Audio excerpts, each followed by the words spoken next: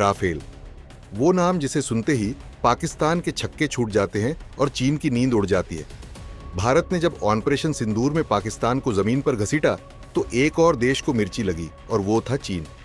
बीते मई में भारत और पाकिस्तान के बीच 4 दिन तक चला एक गुप्त सैन्य संघर्ष ऑपरेशन सिंदूर, जिसमें भारत ने राफेल जेट्स के जरिए पाकिस्तान को करारा जवाब दिया।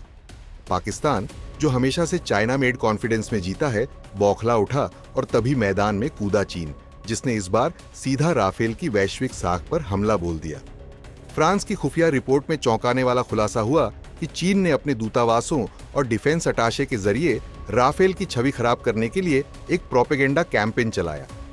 टारगेट था वो देश जिन्होंने राफेल जेट्स के ऑर्डर दिए थे और उन्हें ये कहकर डराना कि राफेल तो बेकार है, चाइनीज जेट लो, सस्ते हैं, टिकाऊ हैं जैसे चीनी फोन। लेकिन क्या सच में जो जेट पाकिस्तान के F-16 को चटनी बना दे वो बेकार? जवाब है नहीं। चीन के कबाड़ फाइटर जेट से लाख गुना अच्छा और खतरनाक है राफेल। यकीन ना हो, चीन को तो जाके पाकिस्तान के प्रधानमंत्री से पूछो। चीन के सबसे वफादार मुल्क पाकिस्तान ने दावा कर डाला कि उसने ऑपरेशन सिंदूर के दौरान भारत के 3 राफेल जेट मार गिराए।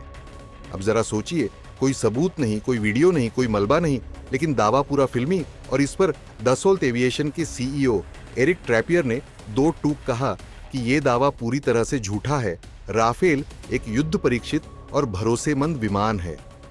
फ्रांस को जैसे ही ये रिपोर्ट मिली, वहां डिफेंस और फॉरेन अफेयर्स डिपार्टमेंट एक्शन में आ गए। राफेल पर कीचड़ उछालना फ्रांस की प्रतिष्ठा पर हमला था। रिपोर्ट में साफ है कि चीन के डिफेंस अटाशे ने कई देशों में राफेल को बदनाम करने के लिए मीटिंग्स की और चीनी हथियार बेचने की कोशिश की।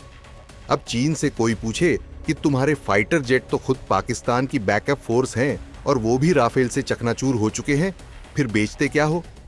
चीन की इस चाल को फ्रांस ने इंटरनेशनल डिप्लोमेटिक फोरम्स पर उठाने की तैयारी कर ली है।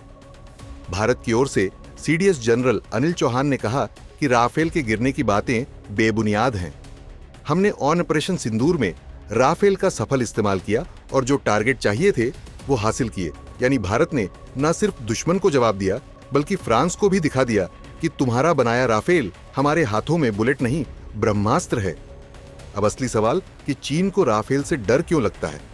दरअसल राफेल की मल्टी रोल कैपेबिलिटी, हवा से हवा, हवा से जमीन, दोनों में अजेय। इंडिया फ्रांस का मजबूत डिफेंस रिलेशन और सबसे बड़ी बात, राफेल उन देशों में जा रहा है जो चीनी जेट्स के ग्राहक हो सकते थे। यानी राफेल मार्केट शेयर छीन रहा है चीन का। इसलिए चीन बौखलाया है। चीन की कोशिश थी कि सस्ते प्रोपेगेंडा से महंगे सौदों को तोड़ा जाए, लेकिन उसे शायद नहीं पता था कि फ्रांस और भारत का रिश्ता भरोसे पर बना है, झूठ पर नहीं। चीन का प्रोपेगेंडा फेल हो गया क्योंकि आज दुनिया जानती है राफेल हैट्रिक कर चुका है। इजिप्ट, कटार, इंडिया और अब कई यूरोपीय देश भी। भारत के ऑपरेशन सिंदूर ने इसकी काबिलियत को फील्ड में साबित कर दिया और चीन का झूठ सोशल मीडिया से बाहर टिक नहीं पाया। यानी चीन की कहानी खत्म। भारत फ्रांस की दोस्ती जिंदाबाद। राफेल अब सिर्फ एक लड़ाकू विमान नहीं, बल्कि वो भारत की सैन्य ताकत और रणनीतिक संबंधों का प्रतीक है। खैर, चीन चाहे जितना भी प्रोपेगेंडा फैलाए, न राफेल की चमक कम होगी, न भारत की ताकत कमजोर होगी और न फ्रांस झुकेगा। अब चीन को भी ये समझ आ गया है कि डिप्लोमेटिक मीटिंग्स से जेट नहीं बिकते, जंग के मैदान में जो जीते वही बाजीगर। अगर आपको लगता है कि चीन की चालें फेल हो चुकी हैं और भारत फ्रांस की दोस्ती नई ऊंचाइयों पर जा रही है, तो हाँ या ना में कमेंट करके बताइए कि क्या चीन की बौखलाहट उसकी हार का संकेत है।